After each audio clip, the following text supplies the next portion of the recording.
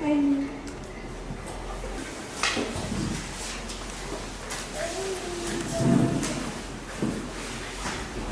yesterday we had our baptisms and union service. So there was no presentation of these subjects yesterday. So we're going back to 2 days ago, when we finished up by looking at the Battle of Raphia. First of all, we wanted to consider what the Battle of Raphia actually is, what we expected it to look like, all of the parable lines that take us to our history,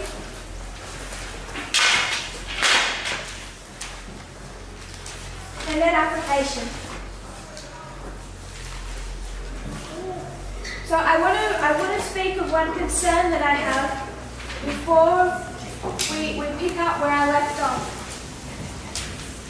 It's been an issue a few times this year, and I think it's an issue that is going to perpetuate, and I don't want anyone to take this the wrong way, but it is something that I think is concerning and not necessarily beneficial to the message. Beginning earlier this week, we started building the logic for this study. We worked on parable teaching, then we went from parable teaching to history, and we went through 5 different histories. We went through the history of the Fourth Direct War. We went through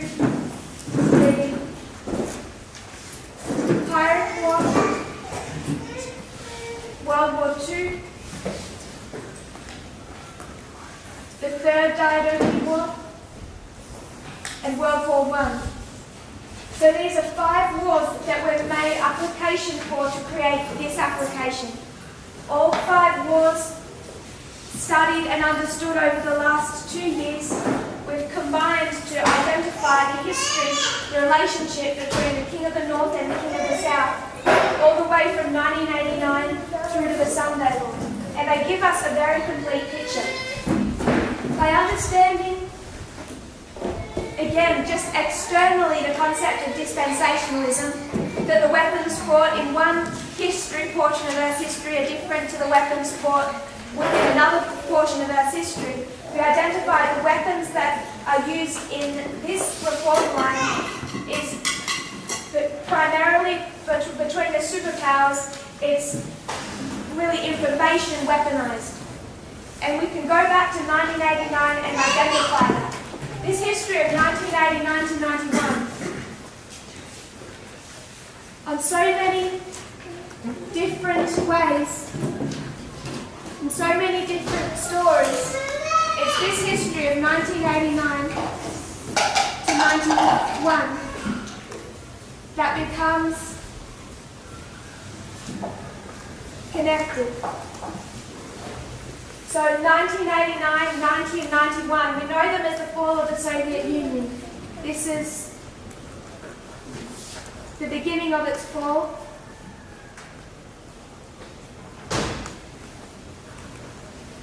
The fall of the Soviet Union, or the King of the South, from the deadly wound to the death. We can see it as the first Iraq War. Iraq and Kuwait come to tension in 1989. They go to war in 1990. The United States intervenes and forces Iraq out of Kuwait in 91. So this is the first Iraq War.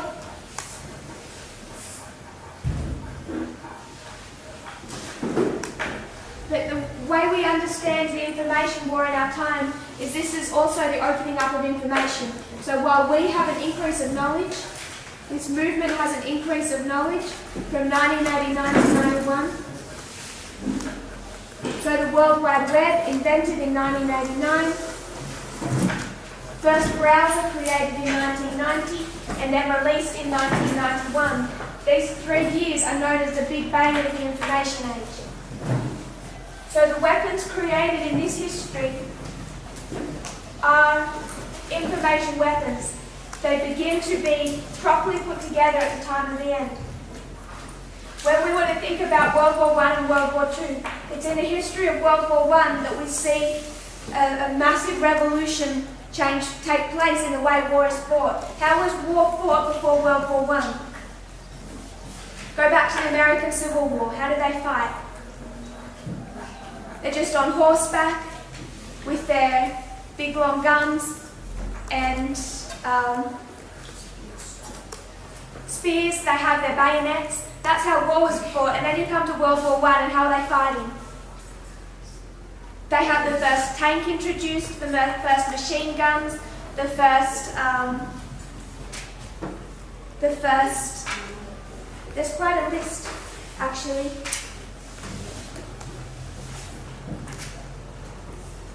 I don't think I have it in front of me, but there's quite a few different, really the whole modern weaponry of a hot war that we saw in World War I, World War II, Vietnam, those wars, all arose in the early history of World War I. If you were to just think about the tank and the machine gun and the airplanes, chemical warfare, all of those things were created and used in those early years of World War I. So that is raised up in World War I and that becomes the weaponry used in World War I and World War II. And the reason why I find that so significant, particularly, is when we talk about World War I and World War II in application, we can see that the application of World War I is all information war. World War I primarily teaches us of this war between the King of the North and the King of the South, and it focuses on the history between 1989 and 2014. That's the history where it gives us all of the detail that we're missing in the application of World War II. And what you find people saying who are rejecting this methodology, this message, is that that's fine, all of this is an information war, but the King of the North and the King of the South, they're going to fight a hot war at Parminder. And a hot war is going to exist from Parminder through to Sunday War. So they're teaching that a hot war is coming, but they're content that right now is an information war. When we look at World War I and World War II, World War I was the beginning of those methods of warfare. World War II employed the same methods of warfare. So all the way through it must be consistent. There was no new weaponry in World War II that wasn't just some tweaking of what began in World War I, whether it was chemical weapons or aircraft or submarines or tanks. So this information war that we see developing in 1989 carries all the way through to the end, all the way through to Sunday War. And when we say information war, it's just information between our two superpowers, King of the North and the King of the South. We understand that these proxy wars they fight are often hot wars. Not always, but often. I wouldn't call Venezuela a hot war. A hot war between the United States and Russia. Not even in itself, but it's still become a fight over spheres of influence. Syria, you can see, is a hot war in the form of a proxy war, but it's still not a hot war between Russia and the United States. So this whole warfare is a story of information war, fought with proxy wars, fought with over spheres of influence. So we used 5 different parallel histories to build this line, and we've done that over many presentations. And then in our last presentation, we went to our application, we pulled that out from this structure, the dispensation of 2014 to 2019. And we identified how all of these 5 parables that we've been given, that really centre around the 2 world wars primarily, open up 2014 to 19, and we see this relationship between the King of the North and the King of the South in all of its layers and complexity. So one history is going to tell us that in 2014 there's peace and alliance, a friendship begins between Russia and the United States. Another line is going to say that Russia invades the Ukraine and begins this whole conflict in 2014. Both are correct. Both things happen. We're going to see one line tell us that in 2019 war began, and another line is going to tell us war ended. Both are completely accurate concepts. The United States and Russia Russia have been at war since Iraq.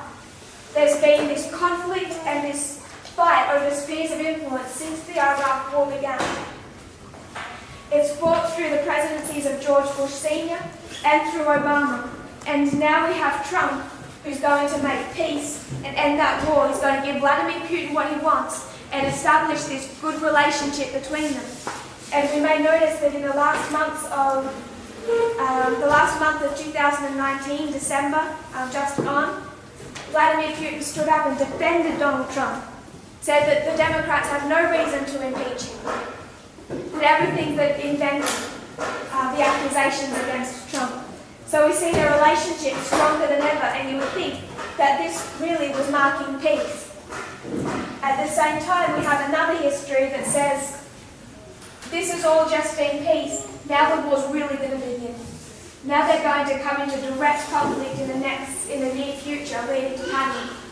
Both concepts correct. So I know there are others, and we haven't used Daniel 11 or anything else, but these 5 histories give us a complete and very detailed model of the relationship between Russia and the United States, all the way back to the history of the Afghanistan War in Civil War in 79 to 89. The concern that I wanted to raise and just address briefly is that we've done all that with the presentations and laid a really strong argument. And then what has happened is people have taken the conclusion, typed out the conclusion in a couple of dot points and posted it on social media. And that's what I want to discourage. Because something like that, it might sound helpful, it might be done with the most honest-hearted intentions, but it does damage. Because the presentation wasn't even yet uploaded. And before it's even uploaded, Elder Jeff has already started his counterattack. Because he knows everything, he knows the dot points of what I presented, he knows none of the histories, none of the argument, no people watching his presentations or following him know the strength of the argument. The people even in this movement haven't seen the strength of the argument, and they've just been given a conclusion. And for me, that's dangerous. And we've seen that through this year when we teach about equality or the wearing of trousers, and people are given the conclusion and not the step-by-step, methodical laying down of evidence and logic that built to that conclusion. So I would request that if that's a practice that anyone is engaging in, those posts are taken down and it doesn't happen in the future. And if you see it happen again, correct your brother and sister and ask them not to do that. People are not watching these presentations or following presentations like they should. Most of the people that have left this movement have not followed the increasing light. You can see the 2 groups of people. One followed the light and they're strong in the message. The other group did not follow. They haven't watched as the light has increased and developed. And even though people might be on the right side now, to receive the conclusion of the studies that were laid out for a whole week, the vast majority of people are probably not going to go back and actually watch those presentations. And all they'll take is the conclusion, and it's a false sense of security to see the conclusion and not the logic that built to it. So, if you want to share light with your brethren, please direct them to the presentation. Tell them to go back, not just to the presentation where it's presented. Go back a few presentations to when we start laying out the logic, all of the wars. And then you know that by the time you've come to the application, that it's impossible to reject the light. You can see the evidence for yourself. But that's been a consistent issue through the year. If we were to just say on social media, it's been demonstrated that a woman can be ordained an elder, people start leaving the movement. And they're leaving because they're hearing the conclusion before they've actually been directed or had an opportunity to watch the studies that lead to that conclusion. I just want to encourage people to use social media a little more carefully than that.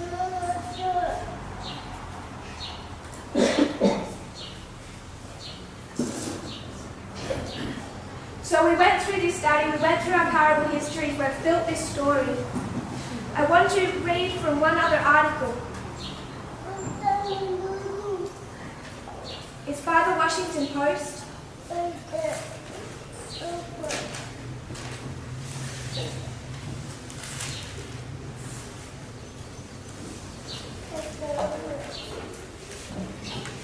There's two articles I just want to direct you to. Again, if you don't have a subscription and you have trouble accessing them, somebody can copy and paste them into WhatsApp and share them. That's how we have been communicating some of these more difficult articles.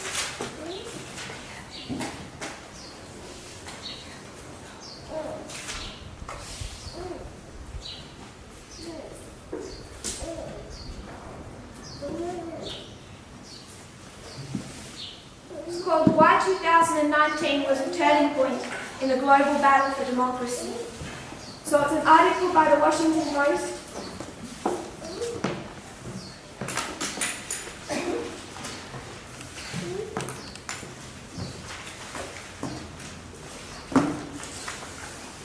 Why 2019 was a turning point.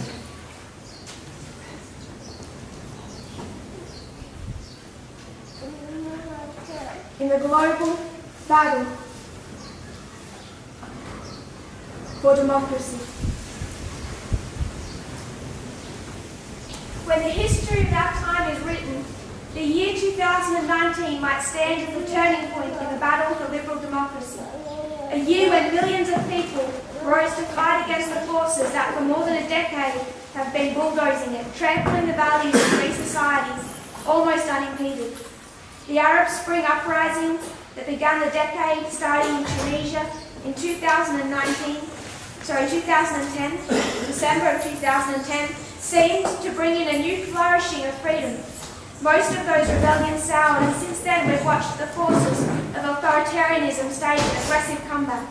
Leaders such as Vladimir Putin, Xi Jinping, Al-Sisi, Erdogan cemented their power and inspired imitators around the world. In 2019, we have finally seen protesters, voters and activists reassert their belief in democratic ideals. The results in most places remain inconclusive, but the battle has been joined. From the United States to Eastern Europe, from Africa to Asia and Latin America. The pivotal contest is taking place in the United States, the country whose deep democratic roots make it well equipped to defy the authoritarian trend. The United States remains a vigorous democracy, but it too is one of the nations where democracy, according to Freedom House, has weakened significantly, thanks in part to a president who launches incessant attacks on the rule of law, fact-based journalism, and other principles and norms of democracy. This year, that president, Donald Trump, was impeached in a historic vote, although the chance that legislators will remove him from office remains almost non-existent. Impeachment signaled that many Americans strongly reject his assault on democratic norms. The 2020 election will determine whether the nation that has been an icon of global freedom will shift to a democratic path or continue on the rutted road to authoritarianism, which would have ominous implications for freedom around the world.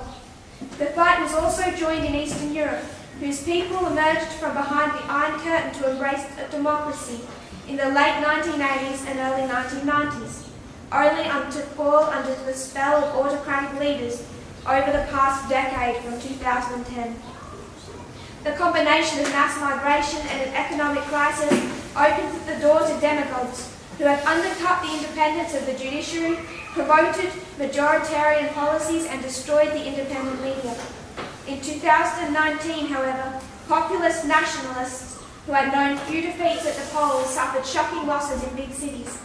City mayors don't usually form international political alliances, but in December, the mayors of Warsaw, Budapest, Prague and Bratislava announced the Free Cities Alliance, which aims to protect and promote our common values of freedom.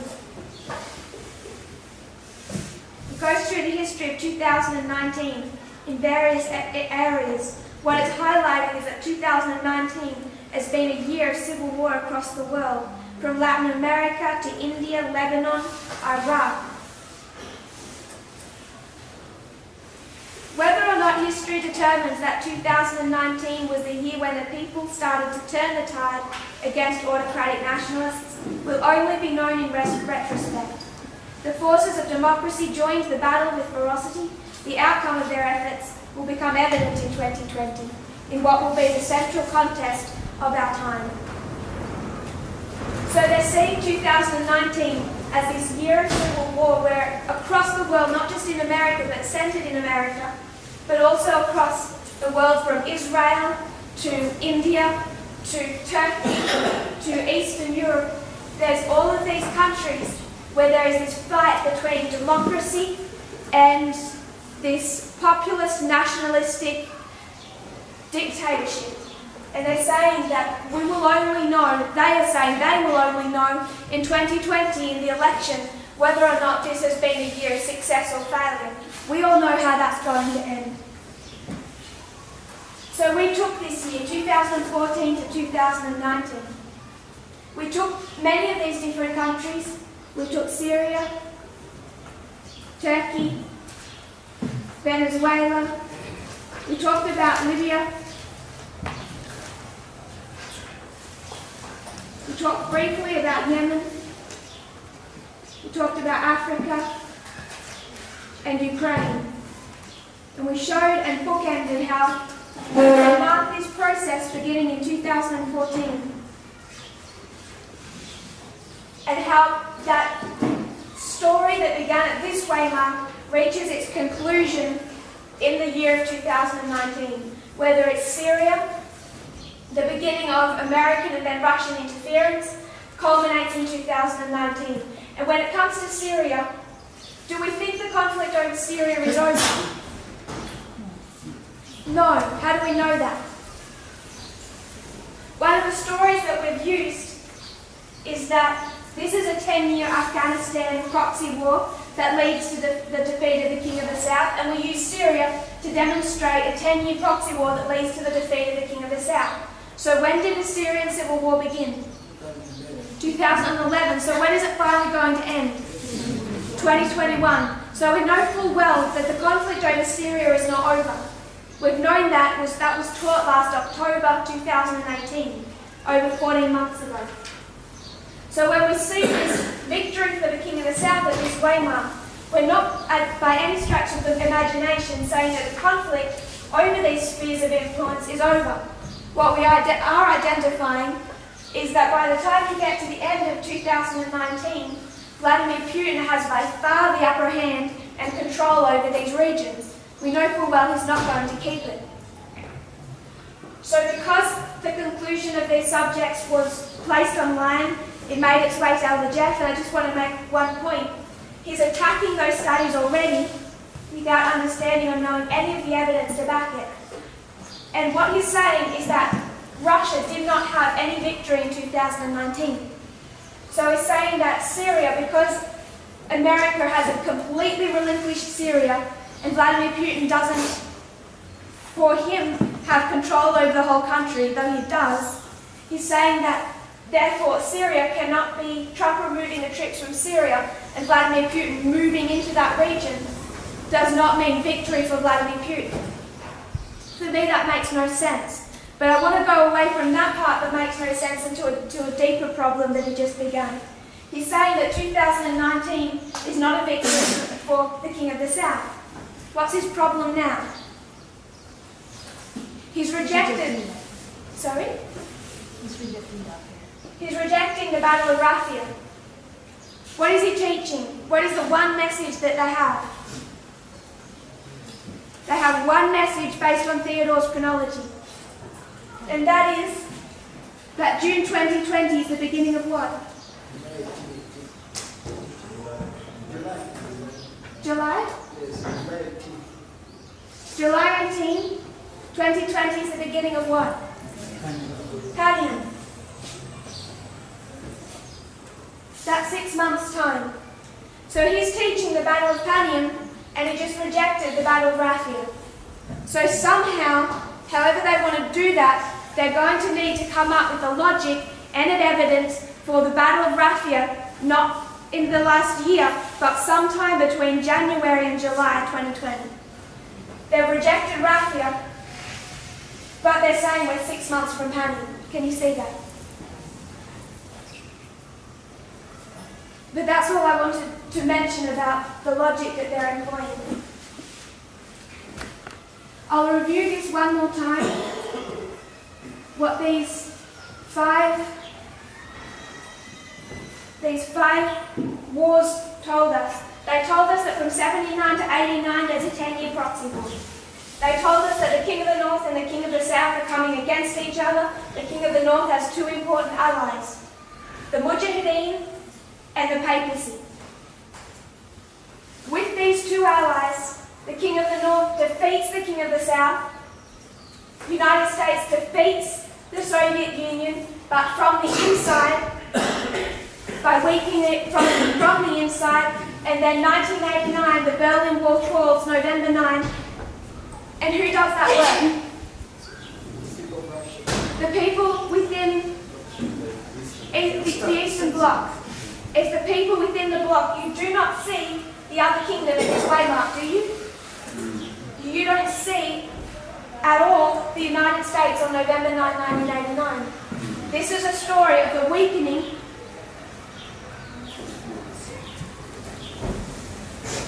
(1989), the King of the South begins to be weakened. The deadly wounds that will lead to the death of 1991 when the Soviet Union is abolished, but it begins to be weakened on November 9, 1989. It's from the inside, and in no fashion do you see the King of the North play a part in that work, yes? Okay, so I just want us to remind us of this, what that taught. The King of the South is weakened, but it's from the inside, and you do not see its opponent at that waymark. We also spoke about the Gulf War, how you have, particularly the Third Dynasty War in World War I, open up the First War with Iraq. We have the rise of the Taliban that grows out of the Mujahideen. Everything I'm saying on this isn't history, it's what the parable taught us. I'm not adding it, it's come from the parable story. That the Mujahideen, one of the allies, would rise to become the Taliban, and then the United States would come in and wipe them out, destroy their government, overthrow the Taliban. That the alliance between the United States and the papacy would dissolve in the history after 1989. The parable story tells us that out of this conflict within the Middle East, a terrorist organisation would arise known as Al-Qaeda, and they're going to strike the United States, the King of the North. Terrorist attack 9/11. There's going to be two ultimatums. The United States is going to send an ultimatum to Iraq, the same power that it quarrelled with back in the history of 1989, and say, give up your sovereignty, taking that straight from World War I.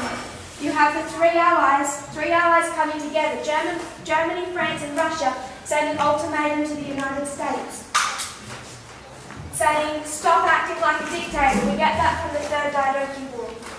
2003, the United States invades Iraq, which is a sphere of influence of the King of the South. We get that from both the Third Dynasty War and World War I. We're going back to our World War II model as we advance, where we see the alliance in 2014 between the two enemies, and Russia invading Ukraine, the sphere of influence that turned from the King of the South in 1989. We get that from the Pirate War. So we have the invasion of Ukraine and the alliance. Then we have Trump being sent by Putin into the United States to overthrow the government, to take on the three branches, the executive, the legislative and the judicial. We get that from World War I and Germany sending Lenin into Russia. November 8, 1917, November 8, 2016. That work of overturning the government occurs. 2018, we see the alliance crumble, but it's also repaired. We get that from the Fourth Dynasty War, World War II. Then we have the Battle of Raphia, and we get this from all of them. They tell us different things about what this battle looks like because there's layers. They tell us about how there's this war over this sphere of influence and how there's been proxy wars fought. And we see that in these wars, these battles for these spheres of influence, one history is going to tell us it's the end, one history is going to tell us it's the beginning. And in 2019, was the United States defeated? Yes, but it also looks like a peace treaty. So I won't repeat that. We've laid all out about the Battle of Raphia. Then we come to the Battle of Panion. We know the United States is going to come back, take all those spheres of influence. We mark Islam at Panion and the deadly wounds, the beginning of the fall of the King of the South and the rising up of the papacy. So this is the conclusion of what we have covered in this time frame.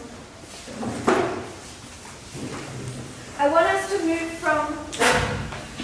just want us to look at one other subject, and then we'll move on.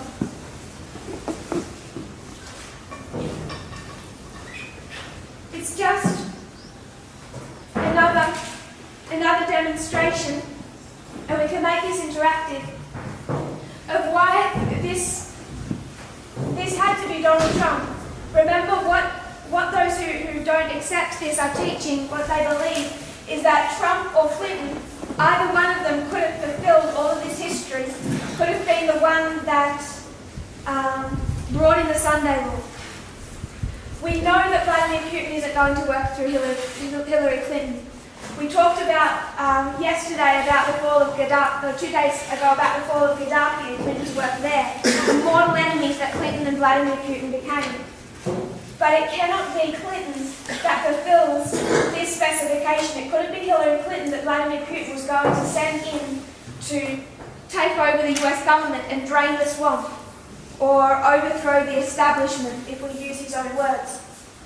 If we were to look at the presidents through this history,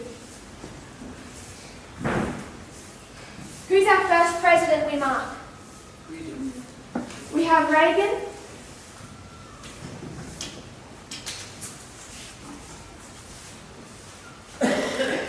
Next president? Bush Sr. Then Clinton.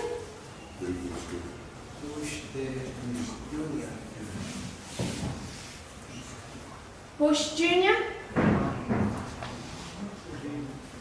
Obama.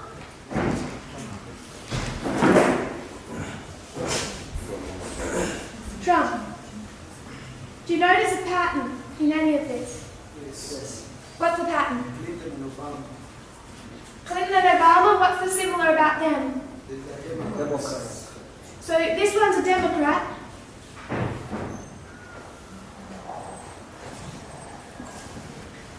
And this one's a Democrat. Reagan and Trump. Sorry? Reagan and Trump. Clinton and Trump? Reagan again. Ronald Reagan and Donald Trump. Reagan and Trump? Yeah. What about these two? Father and son. Father and son. You have father and son?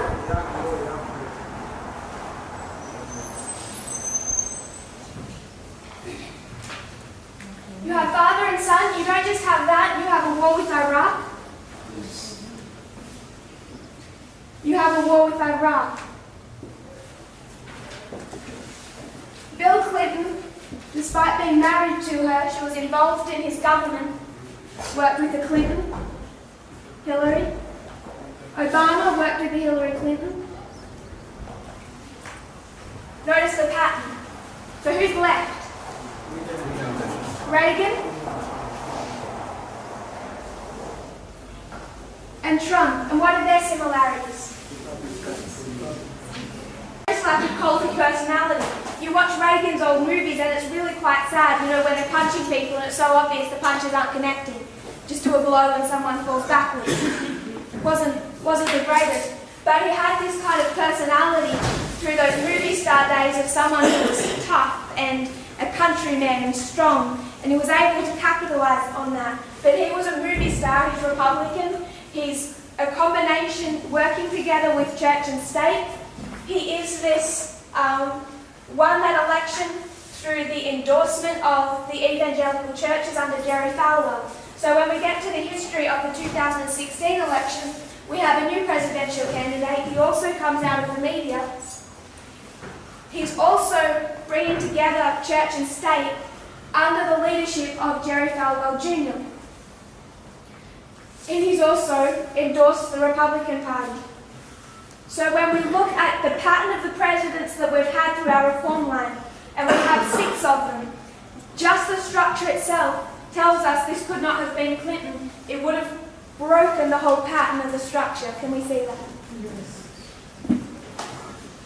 Bush, father, son, Iraq War, Clinton and Obama, both Democrats, both worked with Hillary Clinton. Both came under attack from a great many conspiracy theories, saying the Clintons were involved in drug cartels and had killed hundreds of people. Obama coming under attack by conspiracy theories. Those theories saying he wasn't born, he wasn't born in America. There's a great many conspiracy theories that were circulated regarding Obama. They were saying that his wife was in fact a man, that she was trans, all of these different things. So the pattern itself identifies that Trump, as the last president, lines up with Reagan as the first president, the first and the last. There's more to Reagan that we need to understand that opens up who Donald Trump is and what he's going to do. So that's just one evidence I wanted to bring out to show, just as extra evidence on top of the mountains we already have, why this history had to be the rise of Donald Trump, not the rise of Hillary Clinton. She could not have fulfilled the specifications of prophecy. So when we get into this subject of what Donald Trump is, who he is, we've started to speak about Jerry Falwell and the moral majority. But I just want to come back and tidy up this point we made here.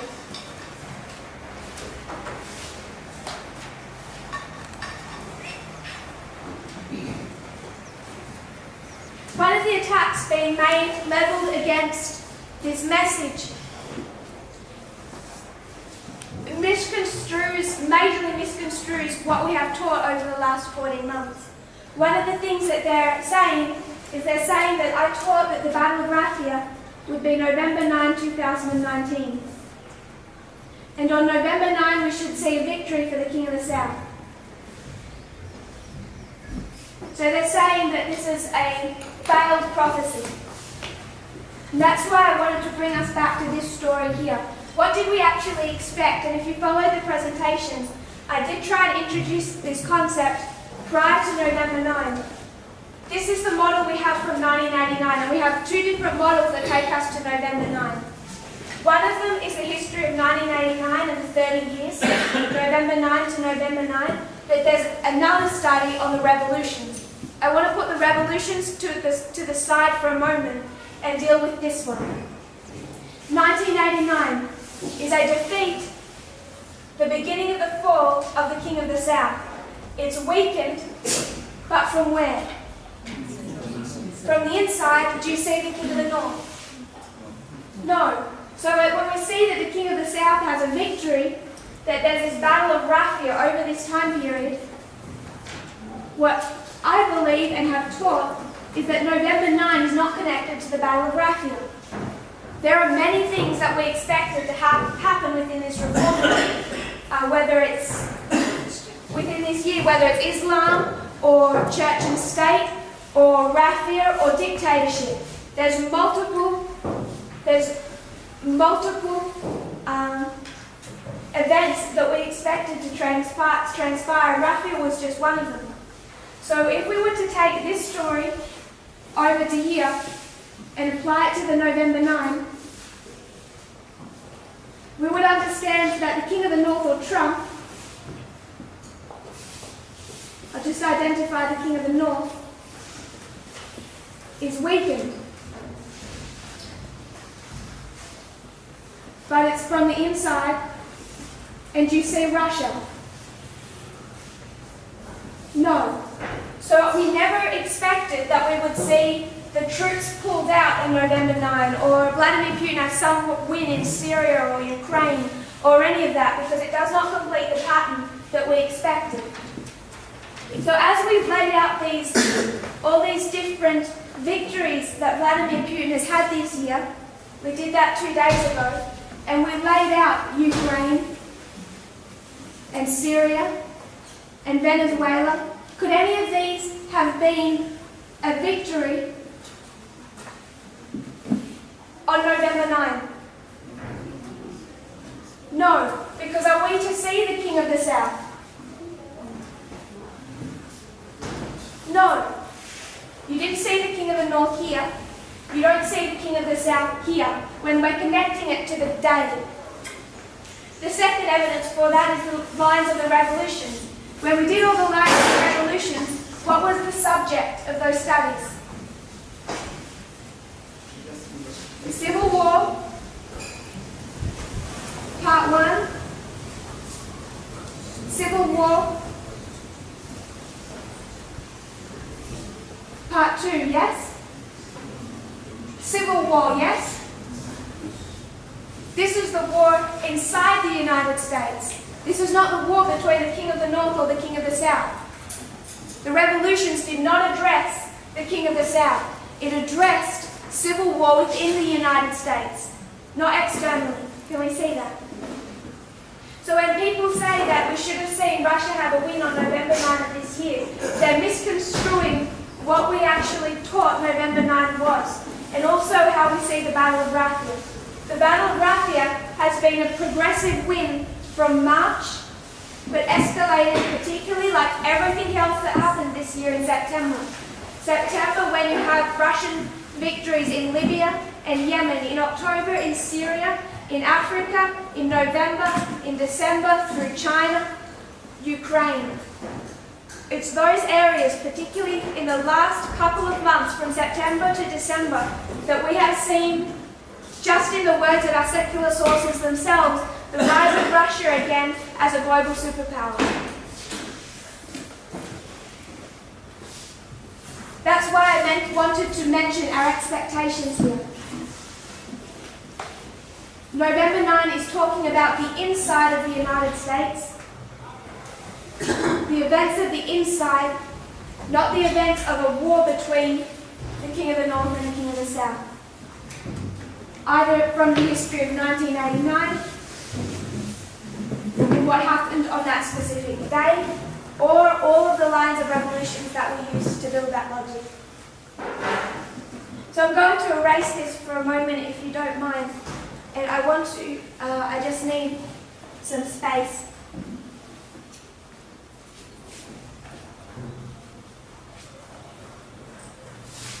I'll just create some space. And I want to look at one of our other expectations.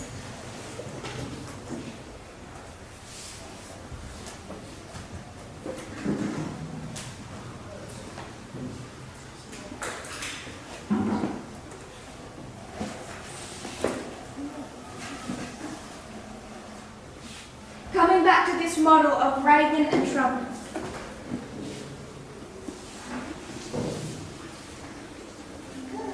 One of the other predictions we made this year was to do with the number 490. It took us back to 1529,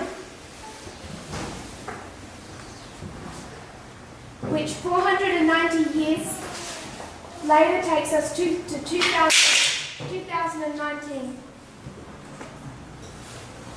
And there were two main events in 1529 that we have highlighted in the presentations over the last 14 months as expectations to be fulfilled in the course of this year. The first one I want us to just briefly touch on is the restraint of Islam. The restraint of radical Islam. So if we were to plot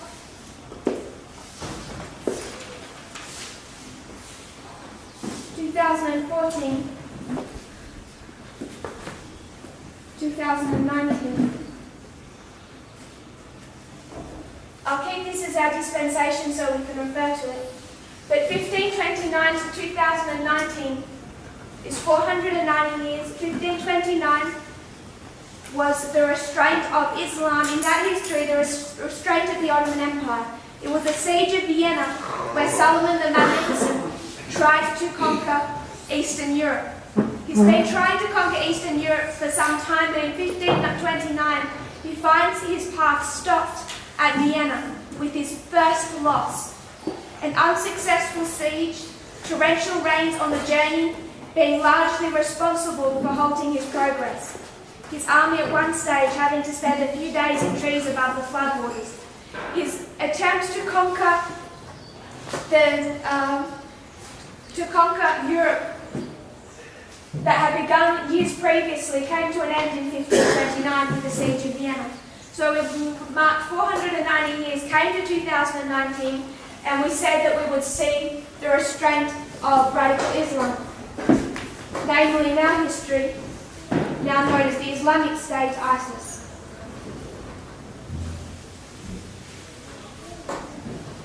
Have we seen this fulfilled? Yes. So we come to March 23rd. March 23rd, what happens?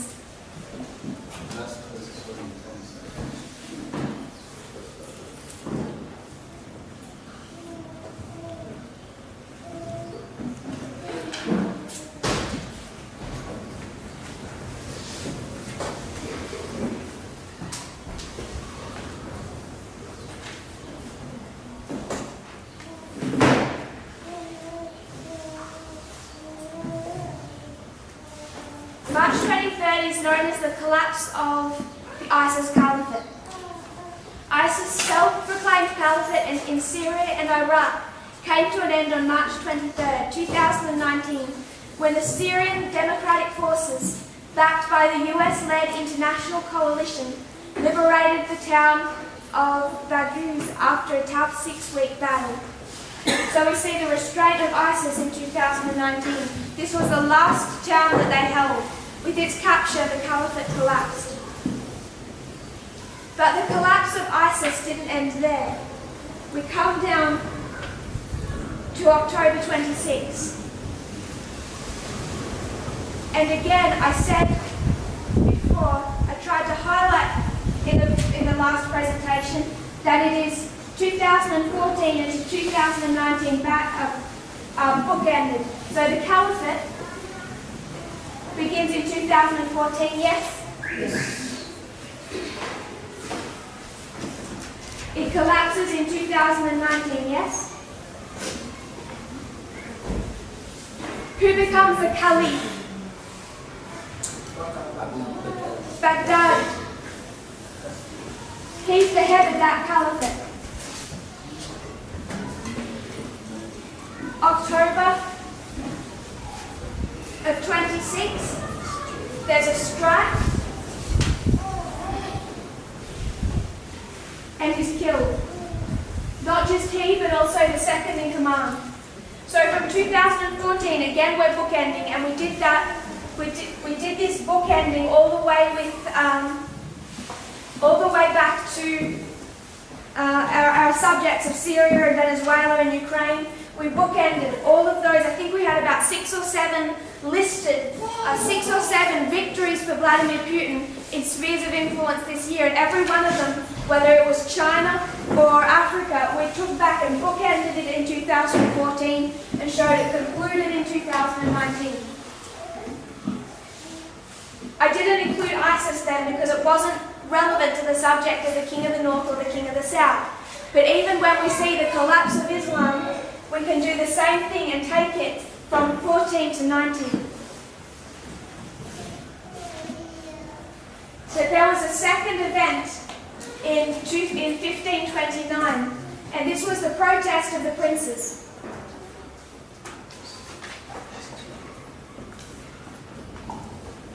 And what are they protesting?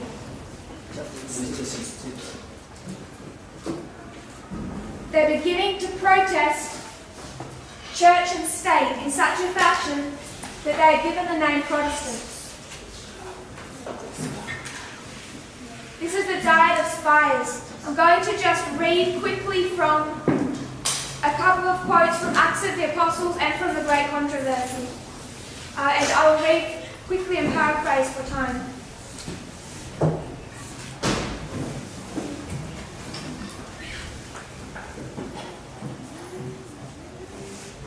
The principle for which the disciples stood so fearlessly, when in answer to the command not to speak any more in the name of Jesus, they declared, "Whether it be right in the sight of God to hearken unto you more than unto God, judge ye," is the same that the adherents of the gospel struggled to maintain in the days of the Reformation.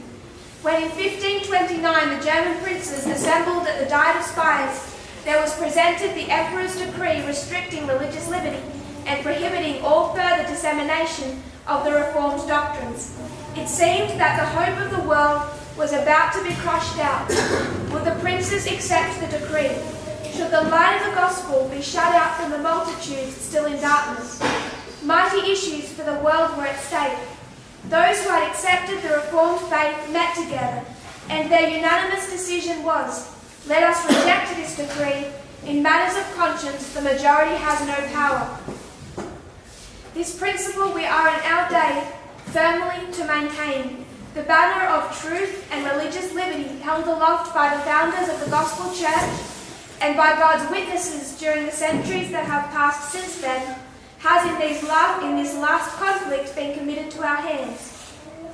The responsibility for this great gift rests with those whom God has blessed with the knowledge of His Word. So in 1529, we find the protest of the princes.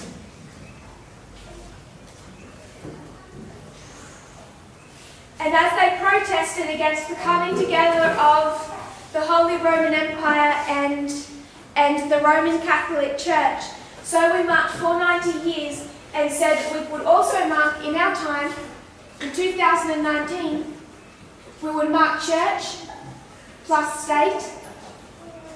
Did the church and state come together in 1529? They did, but was that something new? They've been coming together in the history previous. In the history of 2019, had church and state already been interacting, coming together? We mark that all the way from Reagan, moral majority. But we also see in 2019 church and state, and connected to that, someone must begin to raise a protest, yes? So I want us to come back to what we have been already laid out regarding the history of church and state in America.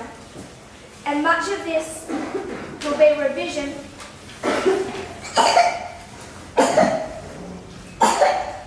A revision for many of you. But we'll add a few things to it towards the end.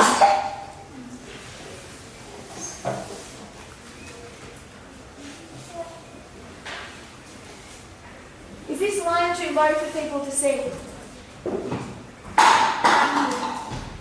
Is that too low? At the back, yes. I'm going to raise it and make a higher line, so our brothers and sisters at the back can see.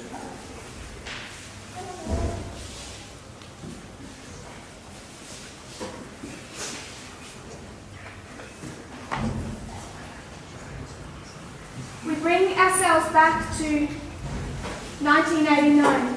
We're going to go previous to this, 1979. In 1979, an organisation was formed known as the Moral Majority.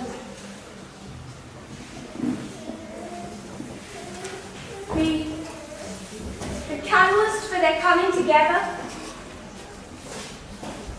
was a civil rights movement that had developed in the decades previous, and how that civil rights movement had begun to eradicate segregation in American society. So in the 70s, you have all of these evangelicals start to come together, being led by Jerry Falwell. But I want to note he's not the only one. There's Jerry Falwell, along with a whole other both religious and political leaders. And he says we've made this false distinction between sacred and secular. Everything is in fact sacred. So it's also identifying that the government of the United States is something sacred, therefore you cannot separate religion from it. Paul Weyrich, one of his associates, says we must come up with a new political philosophy defined by conservatives in moral terms. So what are they trying to bring back? Morality. This is all about bringing back morality through the government of the United States. And the original morality that they were defending was the principle of segregation, which they believed was their biblical mandate. So they became the leaders of this Christian right movement in America. They would say, Jerry Falwell said, we're fighting a holy war. What's happened to America is that the wicked are bearing rule. We have to lead the nation back to the moral stance that made America great. We need to wield influence on those who govern us. So he says that this is a war over morality and it's a holy war.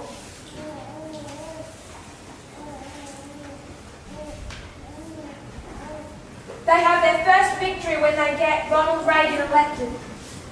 Ronald Reagan, that we've marked up here, lining him up directly with Trump. So their first victory is Reagan. Their second victory is Bush Sr. By the time you get to 1989, Jerry Falwell says our mission is accomplished. We've established a government in the United States that will make long-lasting change, and the moral majority dissolves itself.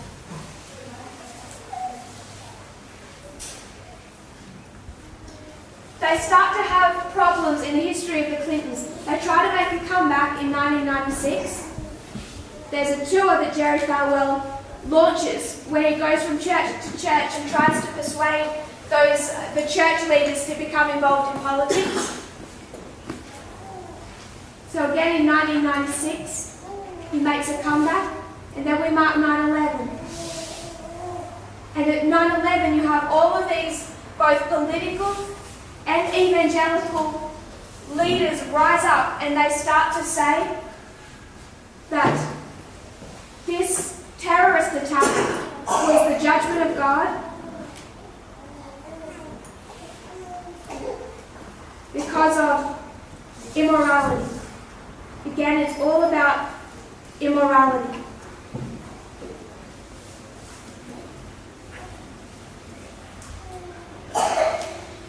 After this point in time, after 9/11, through these years, they're still fighting against this secularization of American society. But they start to really lose that battle in the history of Obama. So we mark Obama, really can mark him around 2008. We can mark Obama, and they really start to lose in that war. And we understand that they began out of racist principles. Ellen White says the mindset of the South, that racist mindset, never changes. It didn't change from the history of slavery. It didn't change in the history of segregation. It didn't change in the history of the moral majority. Do you think it all changed when Obama became president? No. So why did they like him? They didn't like him because of the colour of his skin. The same racist principles that have been the stumbling block of America from the very beginning and were demonstrated through the history of the Civil War, through the history of segregation, through the Ku Klux Klan, through the moral majority, all come into our time. None of that mentality has been properly dealt with. So we come down to President Obama. And now we start to see these forces start to rise again, just as they did prior to Reagan. They start to come together because of the civil rights movement. Obama is in himself a type of civil rights movement.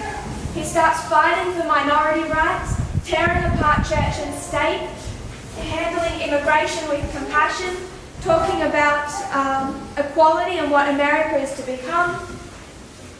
It's another form of the civil rights movement, and they respond in the same way. This time Jerry Falwell is dead, and they're going to respond through his son. And we can mark that process in 2014. But I'll make a little more space. I want us to consider the nature of this.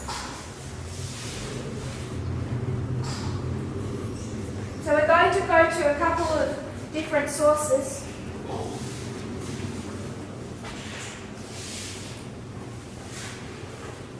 Who else says that we're in a war? His favourite... Sorry? Steve Bannon, what does he say? We're in a cultural war. What does he mean by culture war? It's a war between how many cultures? 2. Because he says it's a civil war, so you have 2 sides in a civil war. So Steve Bannon says it's a war between 2 cultures, yes? And what are his 2 cultures? Did you say theocracy? Christian, the Christian right, and I couldn't hear you. The liberals, secular society, is that okay?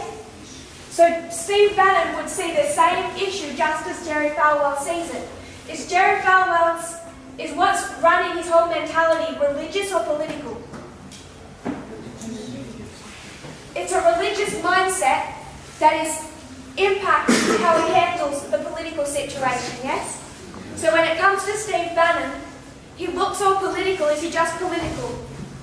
Because he terms it as a culture war, and he sees it as this clash of 2 cultures. One of them is conservative Christianity that he believes has been the bulwark of not just the United States of Europe, and he connects that also with the type of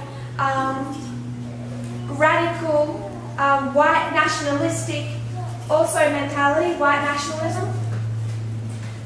And he uses, when he talks about this culture war, I want us to see that he's connecting it to culture or morality.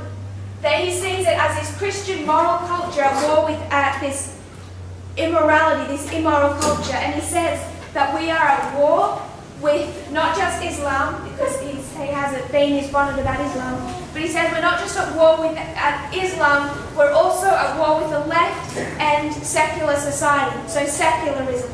Secularism, another word for immorality. So he has the same mind frame.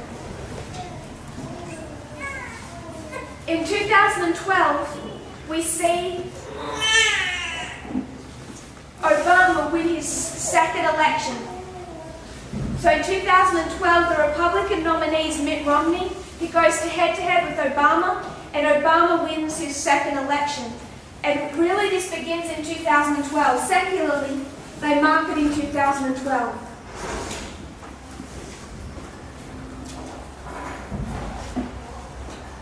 This is when Steve Bannon, also others, but particularly Bannon, they start to consider how they need to turn America around, how they need to set up some type of moral majority institution and change the government from secular to one supporting white Christian fundamentalism.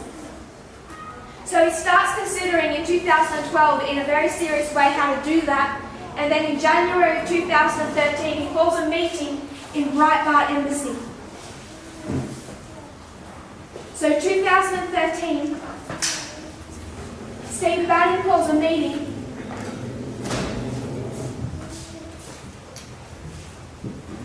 we may know of the Breitbart magazine. They call it the Embassy. He's running it at the time. And he calls for a meeting in that Breitbart Embassy, January of 2013, and he brings in 2 of his friends. One of them is Stephen Miller. Do we all know who he is? Good. He hasn't had enough attention in the past,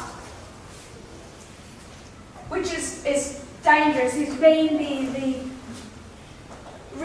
behind-the-scenes organizer of much of Trump's immigration policies. And Jeff Sessions. We all know who Jeff Sessions is.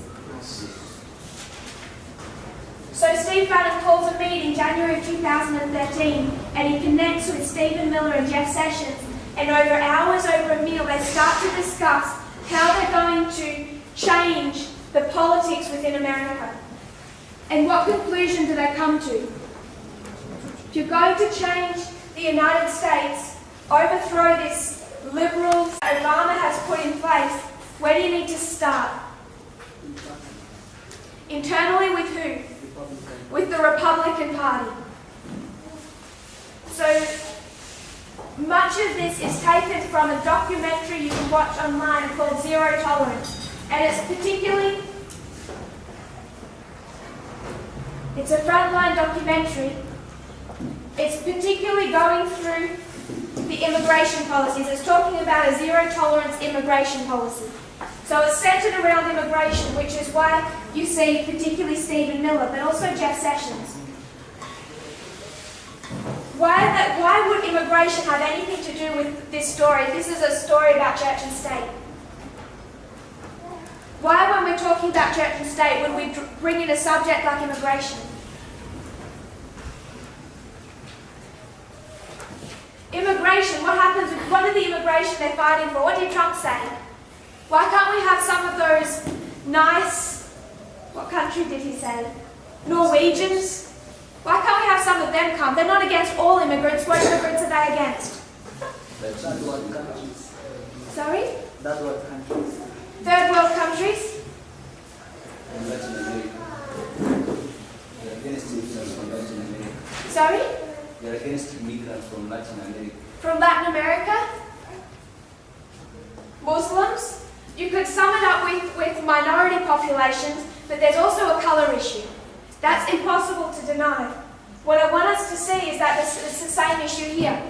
This might look entirely political if we wanted to look at it through those glasses.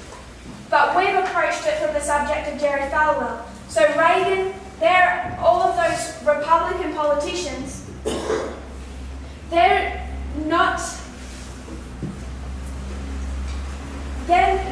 supporting evangelical Christianity, but the wishes of evangelical Christianity, what they want is to support their ideas of the West. Their ideas of the West being a country that is dominated and controlled by a white Christian majority.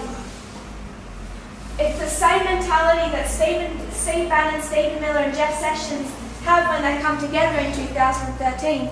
That's why it centres around immigration. How are they going to protect their white Christian majority idea of the United States if there's all of these immigrants coming in from third world countries?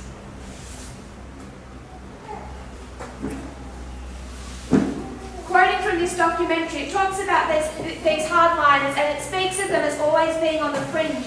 They're people who are not taken seriously. They decide that if they're going to change the United States and bring it back to its Christian roots, they need to begin, as our brother said, with their own political party. These are all Republicans, yes? And in the earlier presentations that we did, we spoke about first the church, then the world. And we looked at that through a couple of different stories. God's church.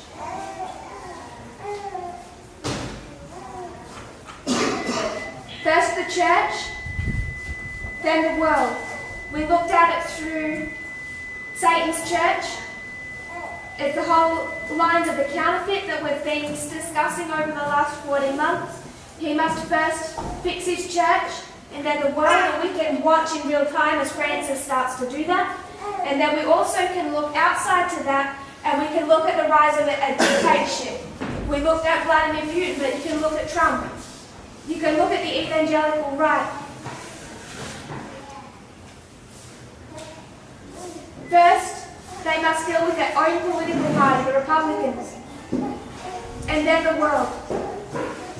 First their own country, First the United States, and then the world at Sunday law. So for God's people, it's first the church, then the world at Sunday law. For Satan's church, it's first his own church, and then the world at Sunday law. For the evangelical right, first they have to deal with the United States. They have to take it back from these secularists from Obama. They have to set up their own country in a church and state model. And then at Sunday law they go to the world, yes? So you have the same principle.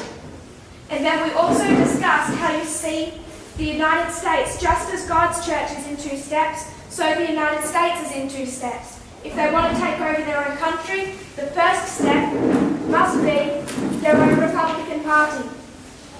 Begin with your own party, and then you go to the rest of America, the rest of the government. So the first of a 3-step process by which we see this occur is for them to deal with their own Republican Party. And that's the decision that comes out of this meeting with Steve Bannon, Steve Miller and Jeff Sessions. They wanted to take someone down from the GOP being the Republicans. And they have someone in their sights. The House Majority Leader is a man named Eric Cantor.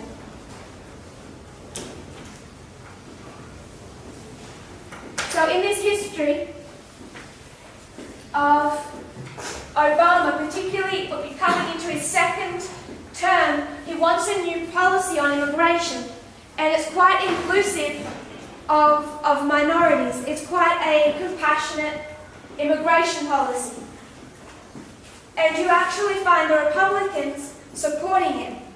You have not just the Republicans, but also main conservative speakers, Fox News hosts, saying we need to be more compassionate towards immigrants. We need to see their needs, see them as human beings.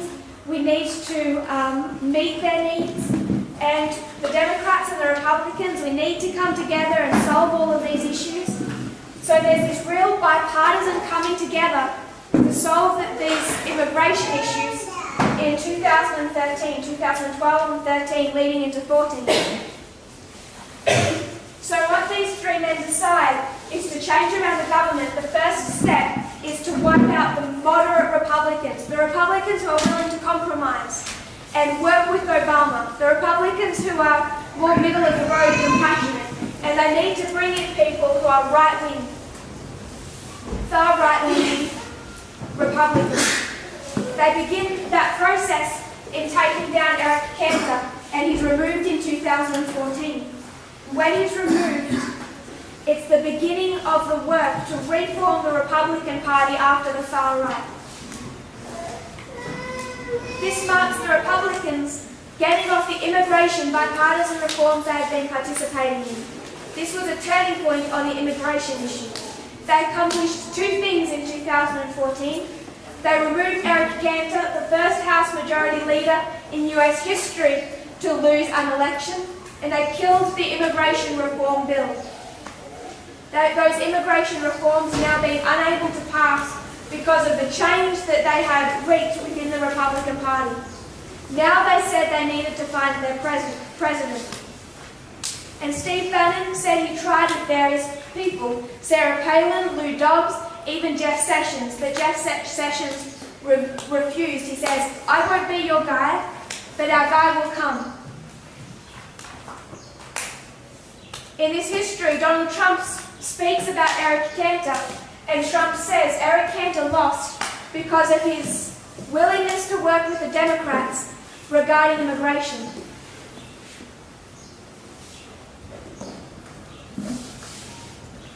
Steve Bannon decided that their man to do the further work in the 2016 is Donald Trump, and quoting him directly, he said, Donald Trump is a very imperfect instrument, but he is an armor-piercing shell.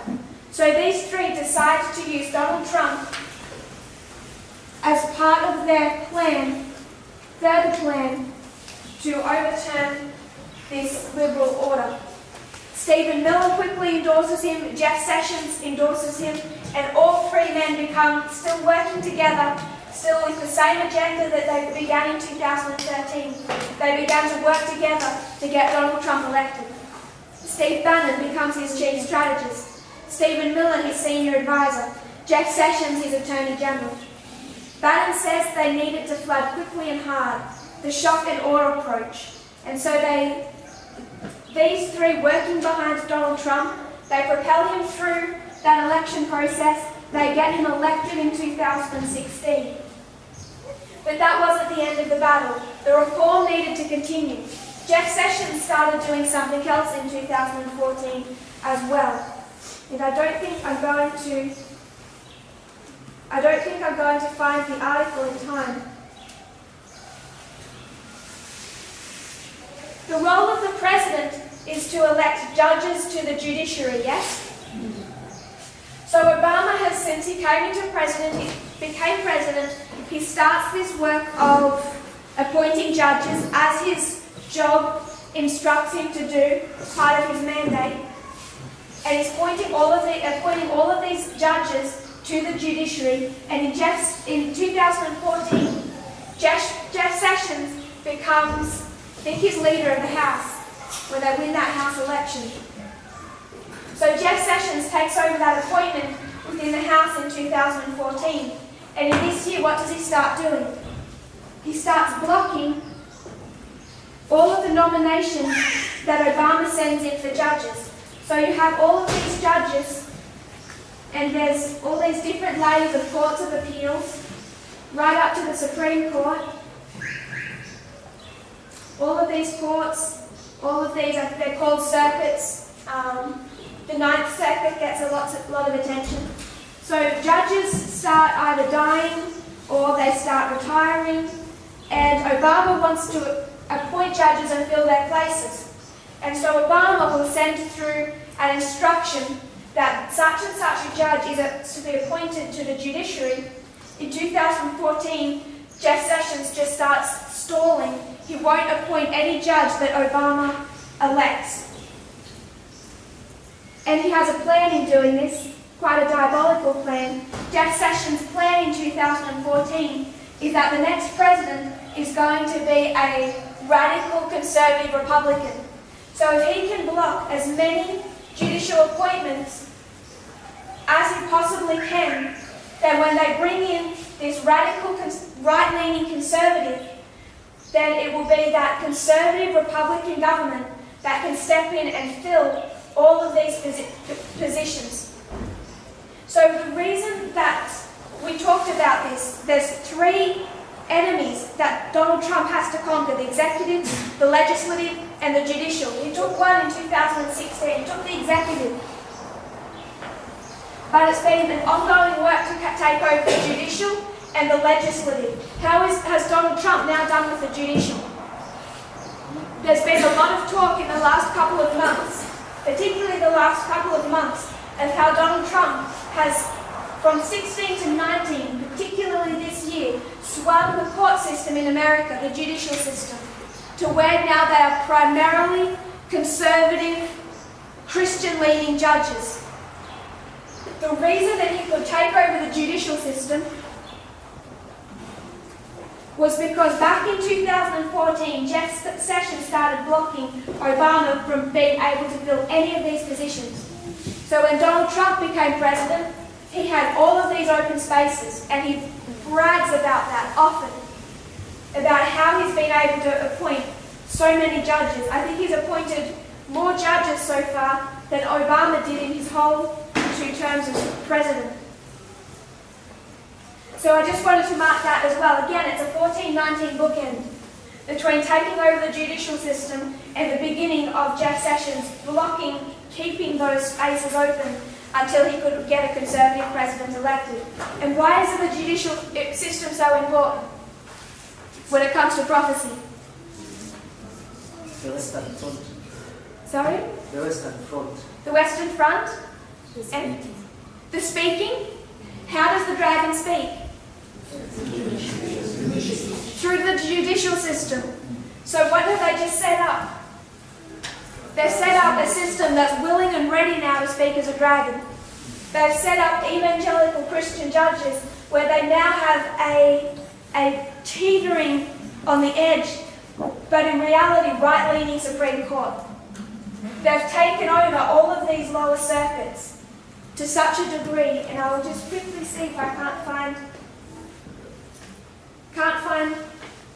at least one of the articles speaking of this.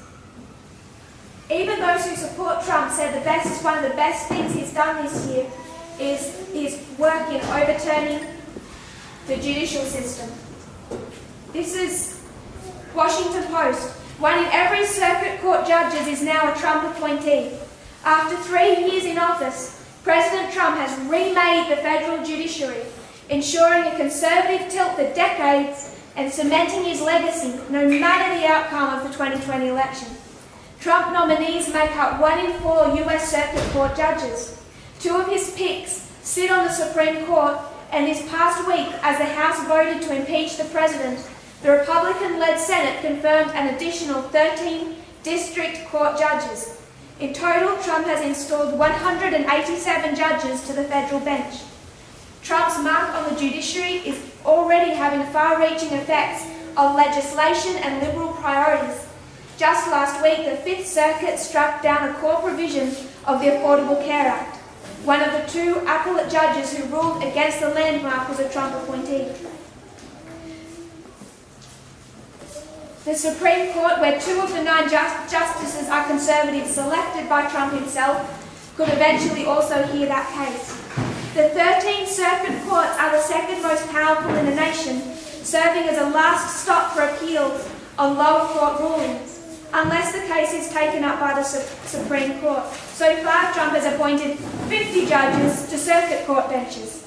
Comparatively, by this point in President Obama's term, he had confirmed 25. At the end of 2 terms, 8 years, he'd only appointed 55. Trump's appointments have flipped 3 circuit courts to majority Republican-appointed judges, including the U.S. Court of Appeals for the Second Circuit in New York. The president has also selected younger conservatives for these lifetime appointments. You serve at these appointments for the term of your entire life. The executor of this aggressive push is Senate Majority Leader Mitch McConnell. Sorry, I think I've confused Jeff Sessions and Mitch McConnell. I always do this. Jeff Sessions worked with Stephen Bannon and Steve Miller over immigration. With the justices, this was not Jeff Sessions, this was Mitch McConnell.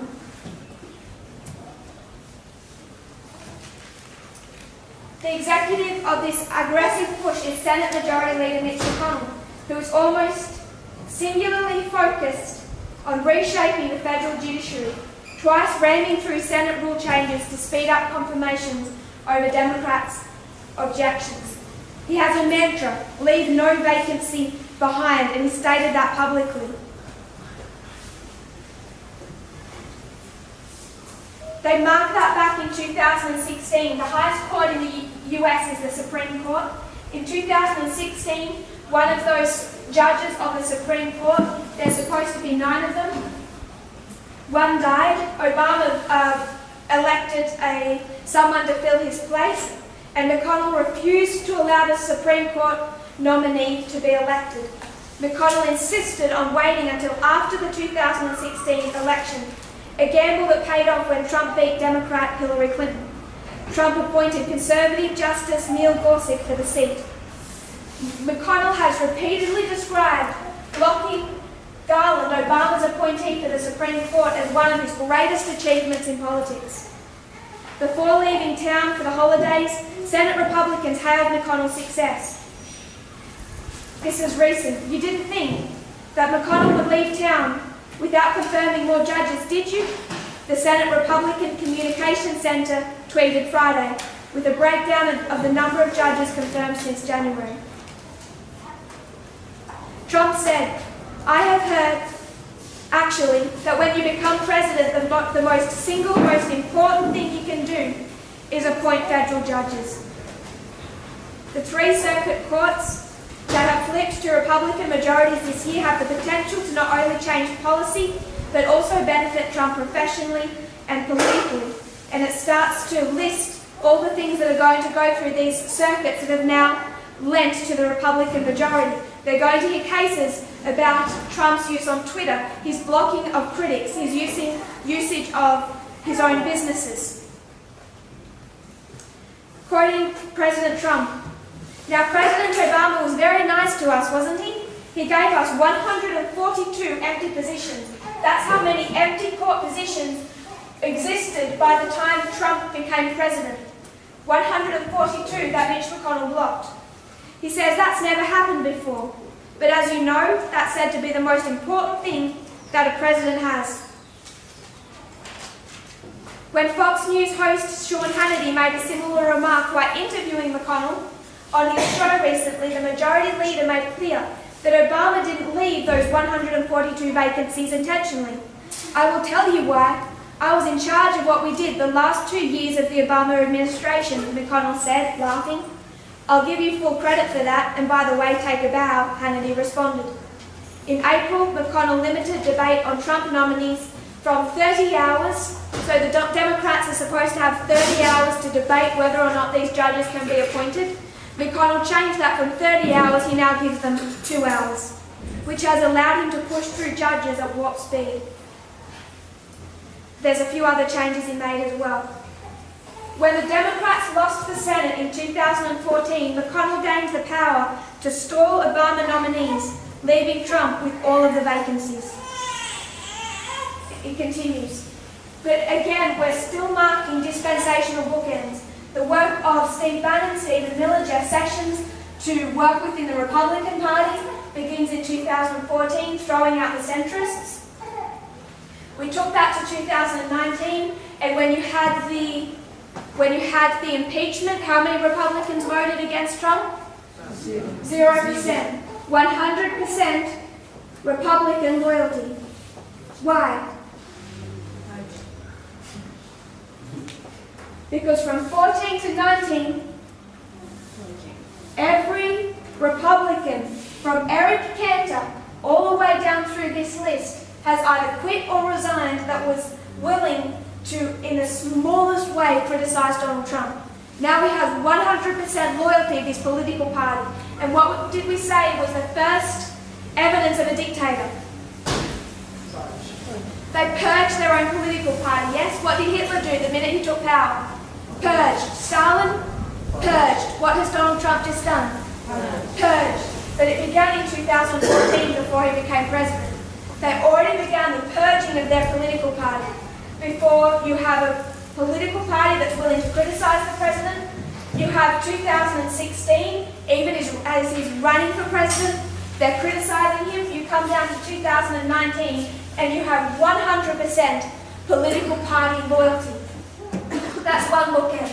Second bookend, we went to Mitch McConnell and we looked at the judicial system.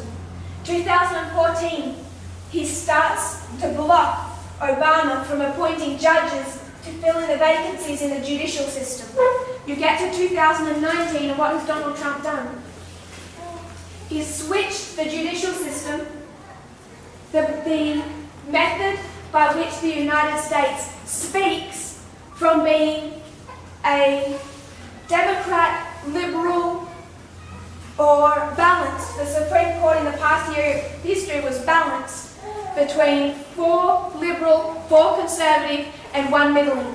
They'd always tried to keep a balance. He switched all of this to become right-leaning. In this history, there's conflict between Donald Trump and Jeff Sessions over the Russia investigation, and Jeff Sessions wants to step down. He wants to quit his work as, I think he was at that stage,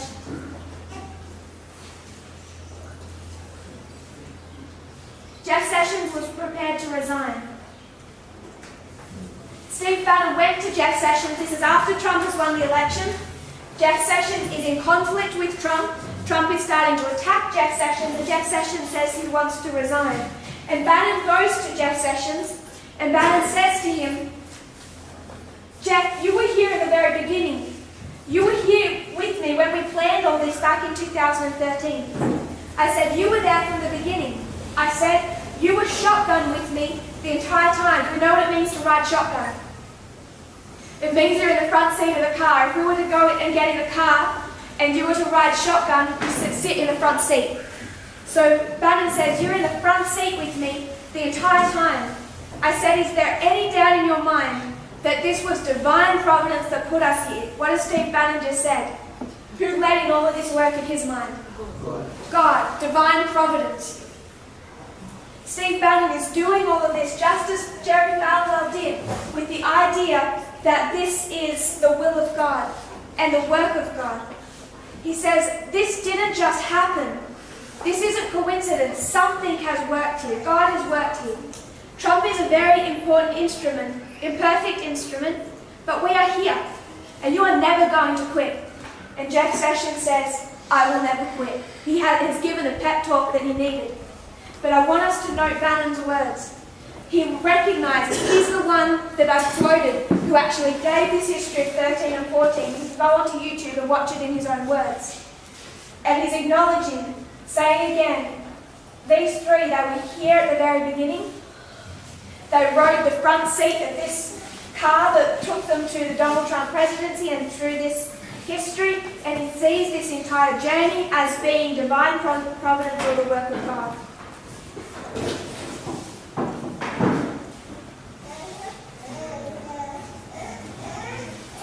Quoting Steve Bannon, from the dinner we had in 2013, we had brought border security, immigration to the forefront of politics. Right now we actually are engaged as a nation, and I think in 2020 it is going to be even more of a centerpiece in the national debate, as it should be. For Sessions, Bannon and Miller, it was all part of a grand design. So even when we see this overturning of, and this is an overturning of the United States, the overthrowing of democracy, and we know that we also see democracy overthrown at Panion and Sunday Law. You can see it at 16, 19, 21 Sunday Law. 4 waymarks where we mark dictatorship and the overthrowing of democracy. But in this model, you can see it in 2019 with what they have done through the judicial system, how they've elected Donald Trump, and how they've changed the Republican Party to one of 100% loyalty to their president. If you have 100% loyalty to your president, that is a dictatorship. There was a Democrat that responded to this, that there was a Republican politician sat next to Trump in an interview, and he turns to Trump and said, no matter what you do, I will always 100% support you. And a Democrat stood up and spoke, and he says, I don't care if we had a Democrat president, I don't care what president we have. I would never tell him that he had my 100% support. That is not how democracy works. I want to bring up one other person. We all know William Barr. William Barr is the Attorney General of the United States. He's been Attorney General before. He became the Assistant Attorney General. He's known as Bill Barr, more familiarly.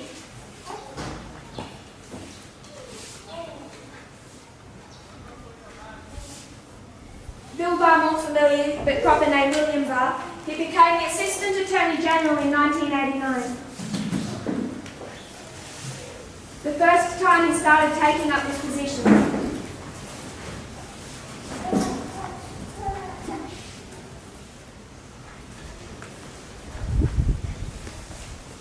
He became Deputy Attorney General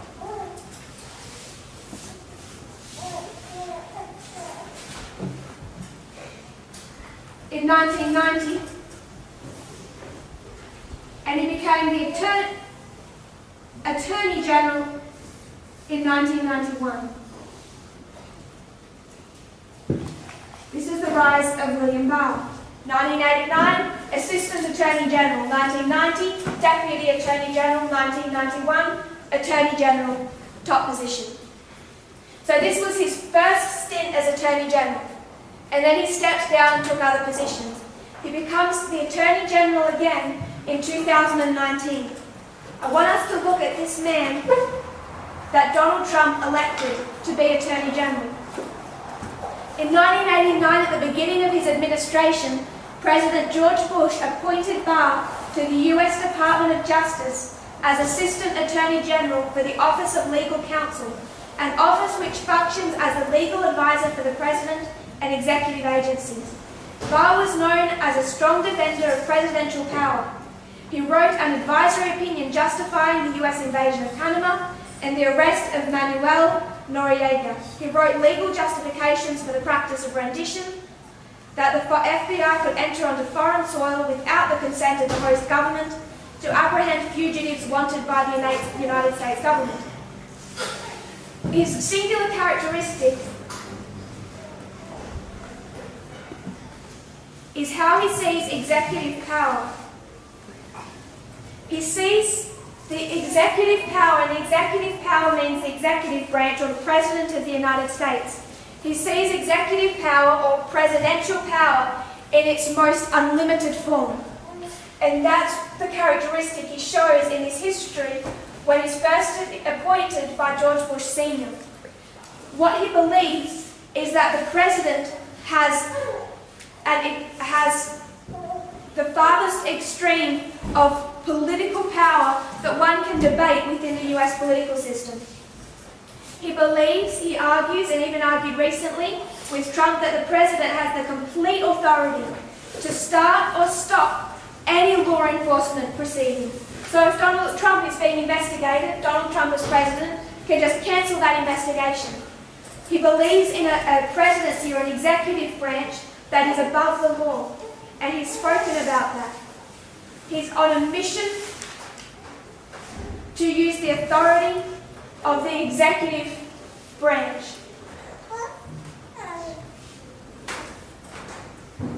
to see the authority of the executive branch in its utmost form.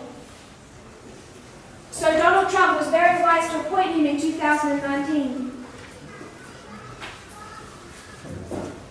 Here again he becomes the Attorney General, and I want us to note two things about him. First of all, he believes in the executive branch, the President, having almost unlimited power, really unlimited power if he can start and stop any law proceeding he chooses. So he believes that the Russia investigation was inappropriate, can't investigate the President. He believes that any conflict or any investigation over Ukraine is unacceptable. All of these investigations, whether it's Russia or Ukraine, anything that has been launched against Donald Trump since 16 to 19, William Barr would believe is unacceptable, because Donald Trump, as President of the United States, cannot be investigated, cannot be charged with a crime. He cannot have a law proceeding brought against him that he himself cannot cancel. He essentially believes in a dictatorship. I want to quote from another Washington Post article.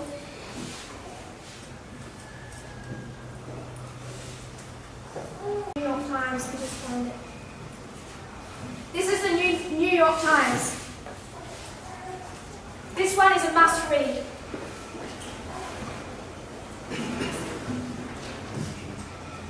It's titled, Bill Barr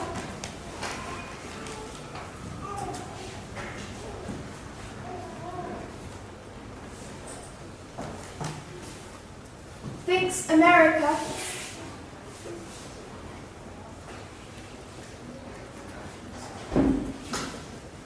is going to hell,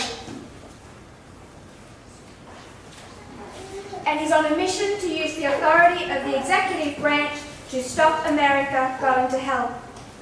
Why would a seemingly respectable, semi-retired lion of the Washington establishment, Bill Barr, undermine the institutions he is sworn to uphold, incinerate his own reputation, and appear to willfully misrepresent the report of special prosecutors and inspector generals? They're talking about the Russia investigation, how he undermined that, all to defend one of the most lawless and corrupt presidents in American history.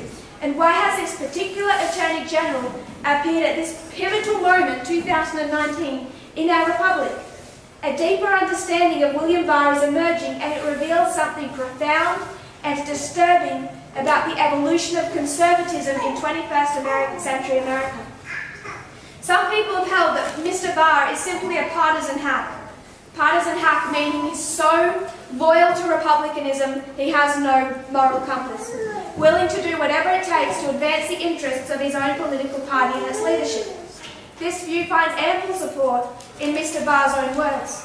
In November 15th speech at the Federalist Society's National Lawyers Convention in Washington, he accused President Trump's political opponents of unprecedented abuse and said they were engaged in a systematic shredding of norms and the undermining of the rule of law. It is hardly the first time Mr. Barr stepped outside of long-established norms for the behaviour of Attorney General. In his earliest stint as Attorney General, during the George Bush presidency, Sr., Mr. Barr took on the role of helping to disappear the case against Reagan administration officials involved in the Iran-Contra affair, so covered up for Reagan. The situation demonstrated that powerful people with powerful allies can commit serious crimes in high office, according to Lawrence Walsh, the independent prosecutor in that case. According to some critics, Mr. Barr delivered the partisan goods then, and he's delivering them now. Another view is that Mr. Barr is principally a defender of a certain interpretation of the Constitution that attributes maximum power to the executive branch. This view too finds ample support in Mr. Barr's own words. In a speech to the Federalist Society, he said, "Since the mid-60s, 1960s, there has been a steady grinding down of the executive branch's authority that accelerated after Watergate." Nixon. In July, when President Trump claimed in remarks to a conservative student group, "I have an Article 2 where I have the right to do whatever I want as president." It is reasonable to suppose this is his Cliff's Notes version of Mr. Barr's ideology. So Trump says, "I have an Article 2 that says I have the right to do anything I want as president." Both of these views of Barr are accurate enough. But at least since Mr. Barr's infamous speech at the University of Notre Dame Law School, in which he blamed secularists for moral chaos and immense suffering, wreckage and misery, it has become clear that no understanding of William Barr can be complete without taking into account his views on the role of religion in society.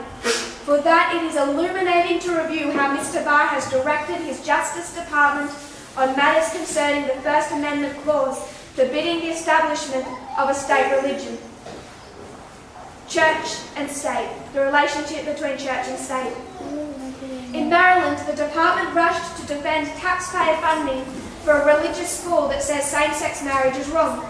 In Maine, it is defending parents suing over a state law that bans religious schools from obtaining taxpayer funding to promote their own sectarian doctrines. At his Department of Justice, Mr. Barr told law students in Notre Dame, "We keep an eye out for cases or events around the country where states are misapplying the Establishment Clause in a way that discriminates against people of faith. In these and other cases, Mr. Barr has embraced wholesale the religious liberty rhetoric of today's Christian nationalist movement. Slavery was defended on what premise? I can defend that from the Bible. It's my religious right to own slaves. Back in this history, I can defend it from the Bible. It's my religious right to discriminate." It's always defended under the banner of religious liberty, a twisted, counterfeit religious liberty. When religious nationalists invoke religious freedom, it is typically coded for religious privilege. The freedom they have in mind is the freedom of people of certain conservative and authoritarian varieties of religion to discriminate against those of whom they disapprove or over whom they wish to exert power. So they don't say freedom of religion to support Muslims any more than in 1888 the Protestants said freedom of religion is freedom to keep Saturday. They're using the concept of freedom of religion to defend their version of religion, whether that's Sunday keeping or in this context of 2019. This form of religious liberty seeks to foment the sense of persecution and paranoia of a collection of conservative religious groups that see themselves as on the cusp of losing their rightful position of dominance over American culture. It always singles out groups that can be blamed for society's ills, and that may be subject to state-sanctioned discrimination and belittlement. LGBT Americans, secularists, and Muslims are the favoured targets, but others are available. The purpose of this religious liberty rhetoric is not just to secure a place of privilege, but also to justify public funding for the right kind of religion. Mr. Barr has a long history of supporting this type of religious liberty. At Notre Dame, he compared alleged violations of religious liberty with Roman emperors forcing Christian subjects to partake in pagan sacrifices. Quoting him, "The law is being used as a battering ram to break down traditional moral values and to establish moral relativism as a new orthodoxy." So what is he defending? Morality. Bar watchers will know that this is nothing new. In a 1995 article he wrote for the Catholic Lawyer, who's a strong Catholic, which, as Emily Fazelon recently pointed out, appears to be something of a blueprint for his recent speech at Notre Dame. He complained that we live in an increasingly militant, secular age, and expressed his grave concern that the law might force landlords to rent to unmarried couples. He implied that the idea that universities might treat homosexual activist groups like any other student group was intolerable. This form of religious liberty is not a mere side issue for Mr. Barr or the other religious nationalists who have come to dominate the Republican Party. Mr. Barr has made this clear. All the problems of modernity, quote, the wreckage of the family, record levels of depression and mental illness, drug addiction, senseless violence, stem from the loss of a strict interpretation of the Christian religion. The great evildoers in the Notre Dame speech are non-believers who are apparently out on the streets ransacking everything that is good and holy. The solutions to society's ills, Mr. Barr declared, come from faith. Quoting him, "Judeo-Christian moral standards are the ultimate utilitarian rules for human conduct." Who said that we quoted yesterday? Vladimir Putin. North and south. Polar opposites, many ways identical. Judeo-Christian moral standards. That's what Jerry Falwell fought for. The Judeo-Christian West moral standards, what Steve Bannon fights for.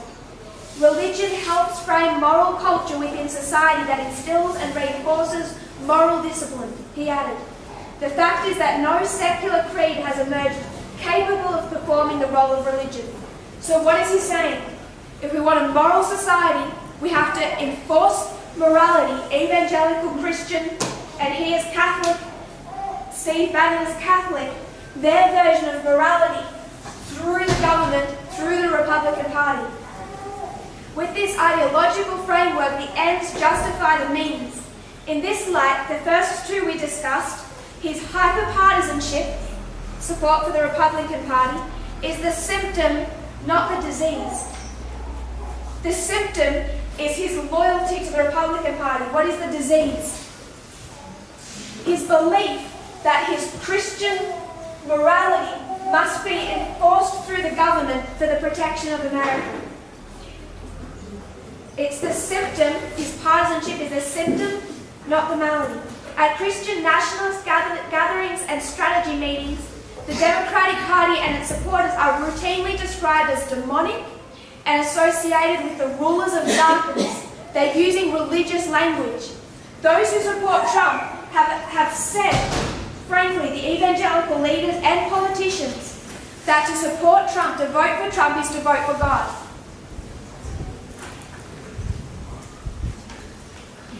If you know that society is under dire existential threat from secularists, and you know that they have all found a home in the other party, every conceivable compromise with principles, every ethical breach, every backroom deal is not only justifiable but imperative. And as the vicious reaction to Christianity Today's anti-Trump editorial demonstrates, any break with this partisan alignment will be instantly denounced as heresy. They've brought together their concepts of morality and Christianity with their own government. It is also clear that Mr. Barr's maximum interpretation of the power of the president is an effect rather than a cause of his ideological commitments. It in fact isn't really an interpretation, it is an unfounded assertion that the president has made a mount of monarchical powers. Douglas Mike, the law professor at Pepperdine, who once held Mr. Barr's position as head of the Justice Department's Office of Legal Counsel, spoke of Mr. Barr's theory. He says King George III, would have loved it. It's almost beside the point to note, as the Conservative lawyers group Checks and Balances recently wrote, that Mr. Barr's view of history that the evangelical branch has this maximum power has no factual basis. Mr. Barr's constitutional interpretations is just a cover for his commitment to religious authoritarianism. And that really gets to the heart of the matter. If you know anything about American founders, you know they were passionately opposed to the idea of a religious monarchy. And this is the key to understanding the question, what does Bill Barr want? What they have brought together, whether it's Stephen Miller, Jeff Sessions, Steve Bannon, we haven't even begun to touch on Jerry Falwell Jr. in this history or the evangelicals. We're just looking at it from the politician's point of view. And what they're trying to bring and have brought together in America is this 100% Republican Party loyalty that is loyal to a president, not just as a president, but their only hope to enforce Christian morality and the will of God for the nation. To vote against Trump is to vote against God, in their own words. We see this through all of these people that we haven't even discussed yet, and many others that we won't have time to talk about. But I wanted to discuss William Barr because he is Attorney General of the United States, and what the power that he actually has right now through the various branches is already able to start manipulating and twisting the investigations into Trump, such as the Russia investigation. He starts to undermine that. He's able to give credence to the conspiracy theories that Donald Trump is sharing. I know that we have gone for a long time. I have one other element to add.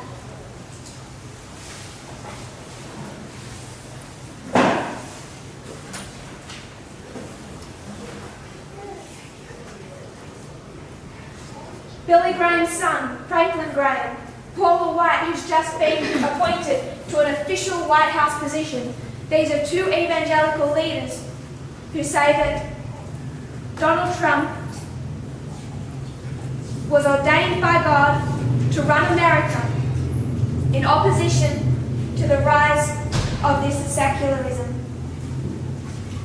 Sarah Huckabee Sanders, Trump's former press secretary, told TV preacher Pat Robertson, "I think God calls all of us to fill different roles at different times, and I think that God wanted Donald Trump to become president. That's why he's here, and I think he's done a tremendous job supporting a lot of things that people of faith really care about." That is the former press secretary of the president. Mike Pompeo likened Trump to Queen Esther, again another politician, saying Trump is Queen Esther, saving America from secularism. Pompeo, could it be that President Trump right now has been sort of raised for such a time as this, just like Queen Esther, to help save the Jewish people from that Iranian menace? Pompeo, who was visiting Israel at the time, said, "As a Christian, I certainly believe that's possible." Trump's campaign manager, Brad Pascal, is the latest to join. He says, "There has never been and probably never will be a movement like this again. Only God could deliver such a saviour to our nation, and only God could allow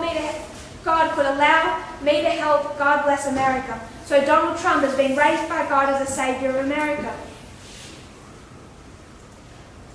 Donald Trump recently, also this year, looking to the heavens, saying, "I am the chosen one." And all of his supporters, whether they're evangelicals or politicians, have fed to him this narrative that he has readily embraced, that he is appointed by God. And when you're appointed by God, is there a limit on your power? No limit on your power. Don't have time, compare and contrast to the internal. What has Elder Jeff essentially said? Nothing is off the table because he believes he's appointed by God, and Parminder and I in rebellion a few thousand years ago, he would have speared us and physically killed us. So now there is nothing off the table, whether it's spreading conspiracy theories or slander or misrepresenting what we teach. Everything is an option if you believe that you are appointed by God and on the right side. And we see the exact same tactics, but we won't go into that. I want to touch on one last subject. And this also is giving credence to what they believe. In 2005, there was an American Christian firefighter. He was married to a woman named Mary Jo. His name's Mark. He's married to Mary. He's a Christian firefighter in America. In 2005, there's a drug house in America that catches fire. He runs into this drug house, into this fire, and he carries out the body in front of everyone. He carries out the body of this dead child. He starts to have feverish dreams. He's suffering from post-traumatic stress disorder. His doctor diagnoses him with post-traumatic stress. However, he doesn't take his medication. He resigns as a firefighter, and he's spending 6 years from 2005 to 2011. He's suffering with this disorder, having lack of sleep, hypersomnia, and nightmares about being taken hostage by a fire demon from hell. While watching television, he starts watching a lot of television to try and numb his illness. And his wife Mary, strong Christian, evangelical, starts praying to God to help heal her husband. He starts having dreams about this glowing orb, supposedly God, that explodes electrical energy onto him. While hearing Donald Trump on television news, Taylor supposedly receives a message from God. This is in 2011. He receives a message from God, which he writes down in a journal, informing him, "You're hearing the voice of the President of the United States." So this is known as the Trump prophecy. It's in 2011, and he claims to have this vision. Taylor, he said through the 2012 election, he's watching that election. Donald Trump was saying he would run, and he's hoping he'll see it fulfilled. Instead, he sees Barack Obama win re-election. He continues journaling accounts of his dreams and hearings from God in the run-up to the 2016 election, when he shares his writings with his doctor, Don Colbert, and his wife, Mary Colbert. So his doctor, Don and Mary. Mary starts reading through all these prophecies that he supposedly had, and she starts to feel that there's this rhythm to it, this pattern. And she builds up this national prayer chain. So prior to Donald Trump's election, through this vision known as the Trump prophecy, this doctor's wife, she takes this man's vision and she builds this national movement with all of these people who connect to each other via phone and instructs them to begin using religious symbols, I'll describe it in a moment, to try and help Donald Trump win this election. They use the shofar, which is the Israelite horn, and they start blowing the shofar. So they go through these rituals in order to increase the chances of Trump winning the election. Despite several news reports of the unlikelihood of Trump being elected, the miracle occurs and he wins, leaving Mark and Mary Taylor happy and relieved. Worldwide coverage of Mary Colbert's shofar group influences Israelis to start their own group of people blowing the shofar horn. So in 2011, this traumatized firefighter, he's supposed to have this vision that Donald Trump is the President of the United States, will be. He writes it down. He takes it to his doctor just prior to in the history of the 2016 election. His doctor's wife takes them and she starts this nationwide movement of people praying to God that this prophecy will be fulfilled. Donald Trump wins that election, but in this history, Jerry Falwell, this is Jerry Falwell and Liberty University. Jerry Falwell and Liberty University take this prophecy and they make it into a movie. So this movie was released in the United States in 2018.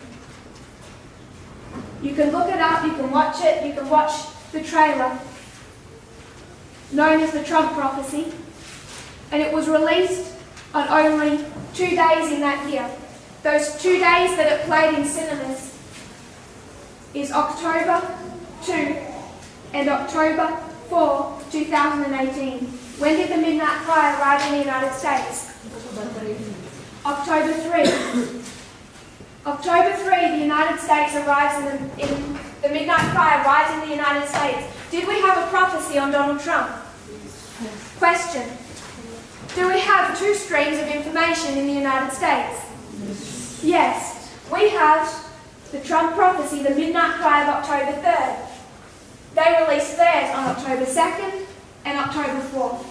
Again through Jerry Falwell, supported Reagan, through Liberty University and the moral majority. Exact same way Donald Trump, supported by Liberty University, Jerry Falwell, and his own form of the moral majority. We're out of time and we have to stop. What I want us to see is this. If you were to stand outside tonight and you were to watch the sun go down below the horizon, you watch it up in the sky and it's right above your head. And then you kind of watch it descend, you start to see the colours arise, it starts to go orange and red, and then it starts to dip below the horizon. Soon it's below the horizon, the colours are fading, it gets darker and darker, and then it's pitch black. I want to use that type of parable to describe our history. If we watch really closely and we understand, as we start to understand in more detail, we follow the internal message closely, that's necessary, we must do that. We follow the external message closely, that's necessary. We must follow what is happening in the United States, the overthrowing of the judicial system. We should be following that. This is America ready to speak as a dragon now. We should be following the internal and the external histories. But many of us, including myself, we're busy, we get distracted. If you're going to watch the sun dip below the horizon,